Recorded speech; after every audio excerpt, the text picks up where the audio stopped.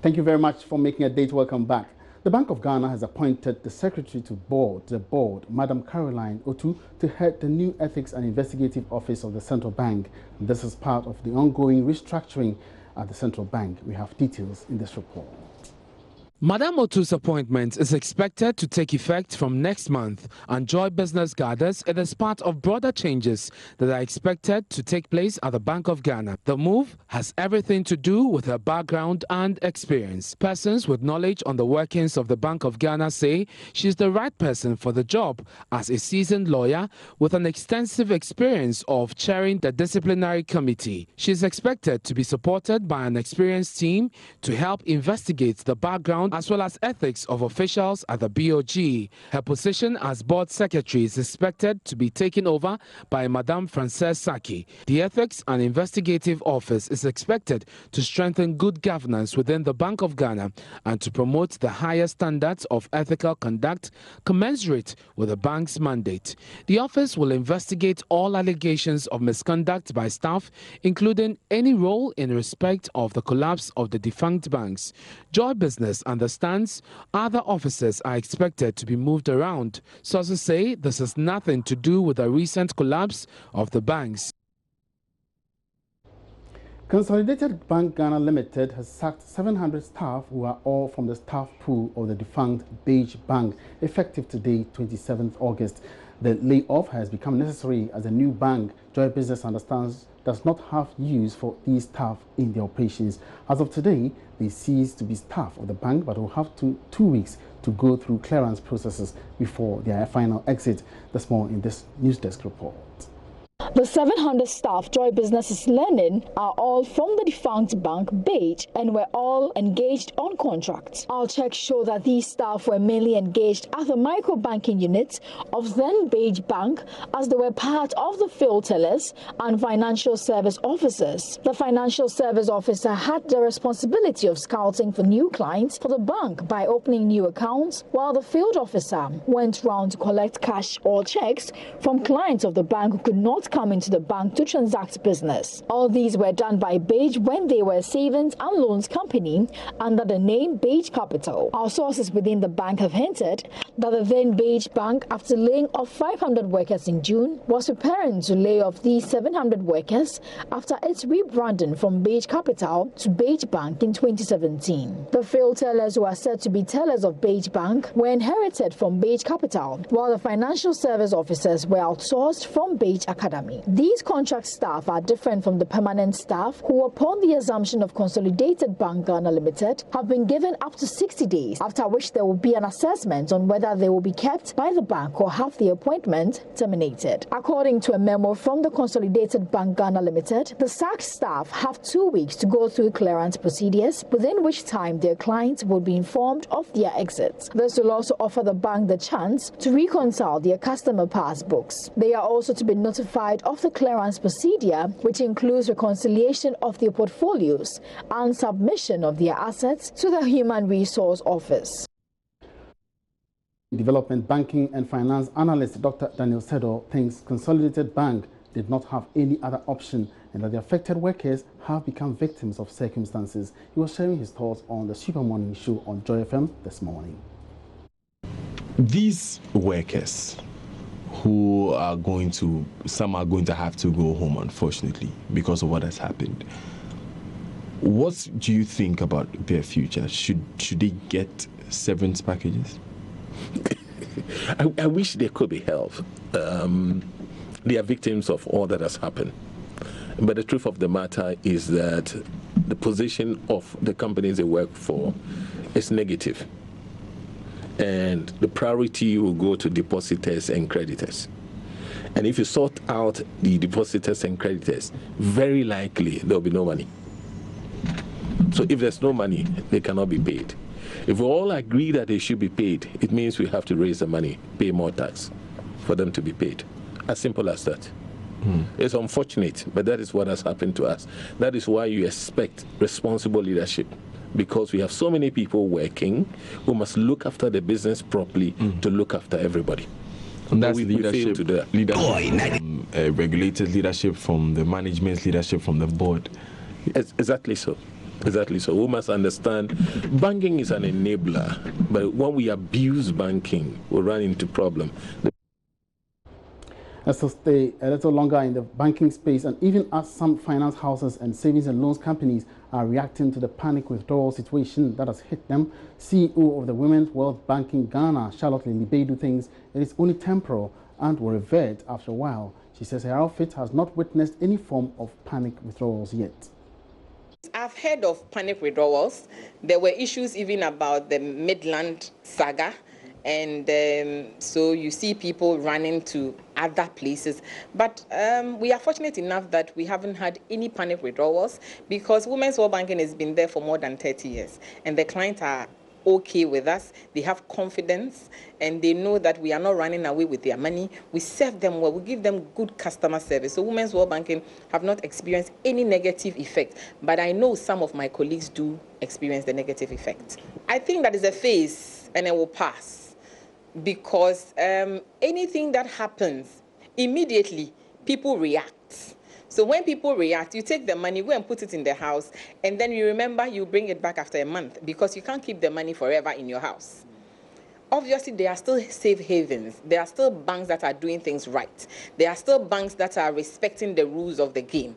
There are still savings and loan microfinance institutions that are doing things right. And you can trust them for your money. So if you are working with a savings and loan, or a bank, make sure that when they publish the account, you look at the account very well. If you look at the account and the company is doing well, you will see it. If it's not doing well, you equally see it. So investors should be able to build much confidence. They should ask a lot of questions. They should look at the account because we are even obliged by law to even give our account, publish even semi-annual in the papers, publish annual in the paper. So all these accounts are there. Whatever I do, they are there in the public domain that everybody can look at it and know whether the institution is doing things right or not. Based on that, people should still have confidence. But it was just initial phase. But now the confidence is building up. So we are fine. Let's now move away from banking, and freight forwarders are embarking on a strike to protest against the implementation of the cargo tracking nodes (CTN) system at the ports. The action has been necessitated by what the businesses say is government's failure to heed to concerns on the policy which impedes trade facilitation. Customs officials say clients have been disappointed at the Tema port. They are appealing to the freight forwarders to go back to work as they dialogue with Commissioner of the GRA to resolve the issue. Head of Customs at the port, Dr. Okuapia, at a meeting with executives of the Ghana Institute of Freight Forwarders, was worried any protracted action will lead to huge revenue losses. When it comes to customs business and revenue collection, whenever Tema sneezes, then the entire country, catches cold. So automatically, if we are able to, calm down things here, it will reflect, nationwide. But I think whatever you have said, as I said, we have noted everything down, and I personally will be going to meet the Commissioner and the Commissioner General immediately. Unless you say you don't trust me. And then, yes, I'm leaving my house, I'm going immediately. So that's why I'm asking you to disperse, and then you go back to your offices, and then we'll be talking. Then we'll be talking on phone, as wherever I will be. And then at the end of it, I don't want to talk much about it, whether there'll be win-win or whatever situation, but I think we'll get somewhere. So I went to the field. Your clients are waiting for you. And so this one is a passionate appeal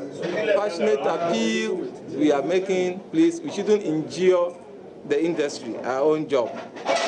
Whether CTN or CTN, whether before or after CTN, you continue to work. So please, this is our plea. This is a passionate appeal we are making. Just please, let's go back and work. Our officers are on the field waiting for you. Call your boys, let everybody feel comfortable. Okay, the policies keep coming, and that's why we're here. Together, I think we can put the policies down. Meanwhile, the Ghana Freight Forwarders is calling on Parliament to convey an urgent meeting to address issues raised in the implementation of the cargo tracking node system now at the ports. According to the freight forwarders, the policy is not well thought out as compared with the other countries. President of the Ghana Institute of Freight Forwarders, Kwame Okuapia, has been speaking in an interview with Joy Business. saying that the CTN, whatever thought processes that went into the CTN coming on board as an intervention, the thought process is not thorough. It's not captured every scenario, and there are certain other legal issues that we have raised. What is the authority upon which CTN, if the non-compliance with CTN, on what authority are you going to penalize? Because CTN has not been to Parliament. Okay, so if you talk about the penal structure, you need to get authority from Parliament, because, and we know that there is another legislative instrument, 2190, the Ghana Shippers Authority legislative instrument, 2190. It is there. It spells out how ASHI, this intervention must be done. Of course, it came in 2015. We asked certain questions that we are asking today. That is what led to its suspension. Okay. Then we talked also about international treaties that Ghana has signed. One of which was so recent, 2017, the Trade Facilitation Agreement.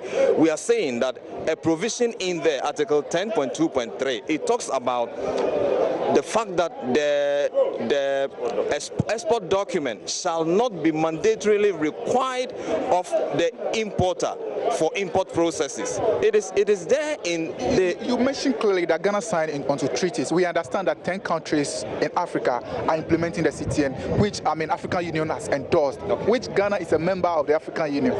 Does that mean that we still need an endorsement from our parliament? You see, you should find out which model of CTN is being applied by those countries. CTN originally has always been a security tool. So what happens here is that CTN, when it was ASHI, they have boots on the ground. America started this to make sure that what is being loaded into the container onto the U.S. land is not bombed. So they look out for what is going into the container, and they have boots on the ground. What we are doing today, we have completely diluted what it is supposed to be. Now someone has created a web portal, and he is receiving documents from even if I say source, I would not have held the situation, from an intermediate. Okay, now if you look at these other states that are doing it, if you like, from here you can go to the Burkina Shippers Authority. They are just across the street. Ask them what they use CTN for. It is a security measure. So if anybody comes to tell you that other states are doing it, that's the question no matter. What's the model that they have on the ground? What do you stand to lose as freight forwarders when CTN is implemented? We stand to lose international credibility. We must, you see, as freight forwarders, we intervene to shape policies, and this is our trade, this is our profession. If there's any policy coming out which is not grounded well, we have to advise, because tomorrow, if we don't do that, we would have failed our responsibility as professionals in this field.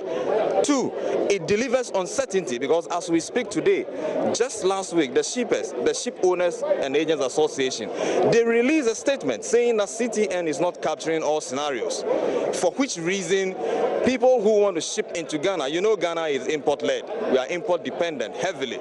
People cannot ship in here, and that is the problem that we are going to have as a state. Pretty soon we are going to be told that revenue has dipped. Let's go live to our reporter Ebenezer Sabute now, who is currently located at the Tema port, to get some updates on the ongoing strike that has been announced by the GIF.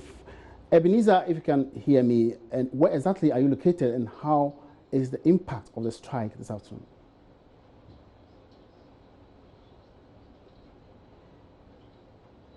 Hello, Eben.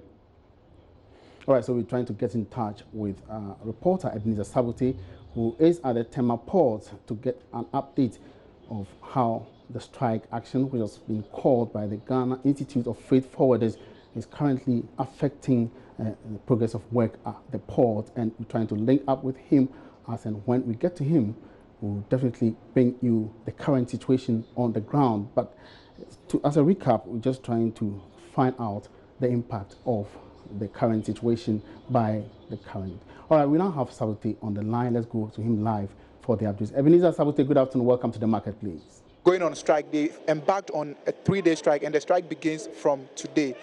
The new twist to it is that GUTA is joining the strike from tomorrow. If we all know GUTA, the Ghana Union of Traders Association, this is to call for withdrawal of the CTN, the cargo container tracking note, which has been introduced, and it's expected to take effect from September 1. After the strike action, they began the strike action, the port officials met them, the customs officials here, which is led by Dr. Oko Apia, met them and assured them that he's going to meet the GRA commissioner at the head office in Accra. And after that meeting, they will come out with a clear, policy to direct this program. So here, the freight forwarders are on strike. Business has not been as usual because some people have been complaining that they went to the port and they cannot transact business. Even the commissioner himself indicated that they've not been able to do business as a result of this strike action. So indeed, the 3-day strike has begun here at the Tema Port. Business is not going on as usual. And also, Guta has indicated that they are going to join the strike action from tomorrow, meaning that if you have any business doing at the port, and when you come, it is the likelihood that you are not going to meet any freight forwarder or any of your agents to do business for you is very high. Kabuti reaching us live from the Tema Port, assessing the situation on the ground because, as it were, the Ghana Institute of Freight Forwarders has embarked on a strike today. Aside from that, Ghana is participating in the Offshore Northern Seas Conference, which opens today in Stavanger, Norway. The biennial event brings together major stakeholders in the oil and gas industry. 40 Ghanaian startups selected by the Petroleum Commission are there to network and foster partnerships. Daryl Kwao has the latest from there. Welcome to Stavanger. It is the oil city of Norway. It is one of the biggest oil cities in the world. And of course, this is venue for the Offshore Northern Seas Conference, which is bringing together major stakeholders in the oil and gas industry. They are hoping to connect. They are hoping to explore business opportunities in the next 5 days. Now, what is also interesting about this is that we've got Ghanaian companies here, about 40 of them, emerging companies and startups, all here hoping to showcase what Ghana has and also foster partnerships. And of course, we've got journalists here who are also going to be covering this event, bringing you the stories from here at Stavanger. I've got with me Moses Doche. He's with the Daily Graphic. He's followed the Petroleum Commission on similar trade missions, and he's got the opportunity to be here as well. I want to ask you, Moses, how important is this trade mission for Ghana, for the businesses that are going to be here in the next few days? You know, it's always believed that the oil and gas industry is actually a pregnant institution that can give birth to so many. You don't necessarily have to look at the revenue aspect that is coming in from how much oil we export, how much gas we use in powering our turbines. But naturally, you look at it from this angle. This is Stavanger City, where we are so close to the port. We have tourism, we have hotels, we have everything you need to entertain yourself here. So, indicated earlier on, the industry is so pregnant. It's for you to decide to see which angle for you to. We need not to invent the wheel. There are several work. People have made all the mistakes in the past, and we have it right in their books. All we need to jump into the front of the queue and actually try and see how best we can do it. I've been with them to Dundee in Scotland and several other travels to see how they did it in Singapore, in other parts of the world. It is up to us to know where to actually connect the dots to the benefit of Ghana. Thank you very much, Moses, for speaking with us. Also here with me is Lydia Kuku-Asamoah. She's with the GNA, and just like me, she's covering this trade mission for the first time. And of course, it's your first time in Norway as well. Tell me about your experiences so far. You're coming to an oil city. Tell me about what you've seen so far. The city is big, and I'm sure the people are taking advantage of the oil find, and they are developing the city. And I hope the team from Ghana could learn a lot from this big oil country. I learned it's one of the biggest oil producing country in the world. I think the third or so. So I'm hoping that we'll take advantage of everything that is good here, and then we'll go back home, and then we'll be able to inform policy and decisions that governments want to put in place to make Ghana a better oil producing country. All right, we'll see you at the conference. Thanks very much. That was Lydia Kukwa Asama with the GNA. So, I mean, the stage is set for the ONS 2018. We are told that already 70 companies have expressed interest in engaging with Ghana. We are hoping that it would be fruitful. Dara Kwao from Stavanger, Norway. All right, so we'll bring you some more updates on that development in our subsequent bulletins. Now, the Joy Sports Invitational Tournament is expected to bring, together over 30 companies which are expected to compete in various sporting activities, including volleyball, soccer, arm wrestling, ladies and CEOs penalty shootout, among others. The event will also create a platform for participants to network. Here's the representative from Republic Bank.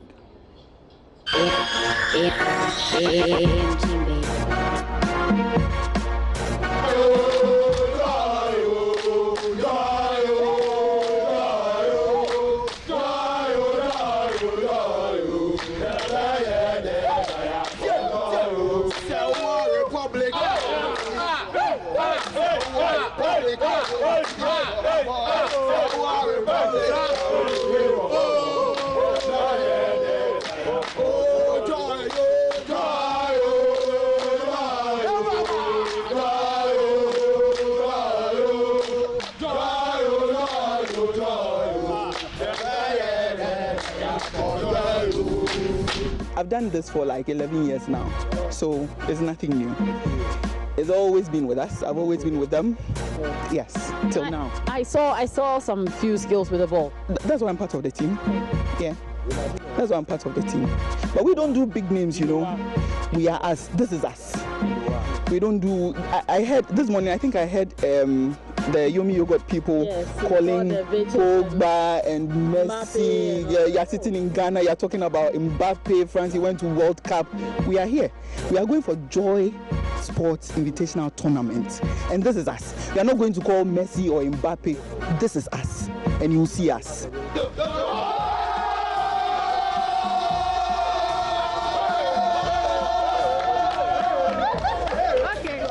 You can imagine the team spirit. I mean, just like Iceland, you understand. So we are the 11 or the 12 sons of Republic coming in there unexpected. We don't have names. We just have Republic.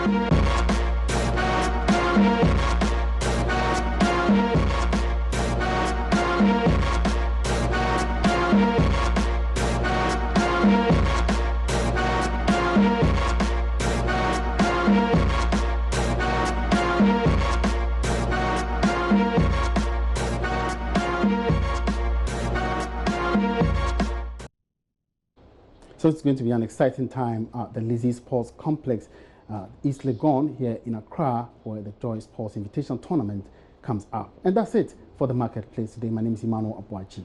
Have a good afternoon.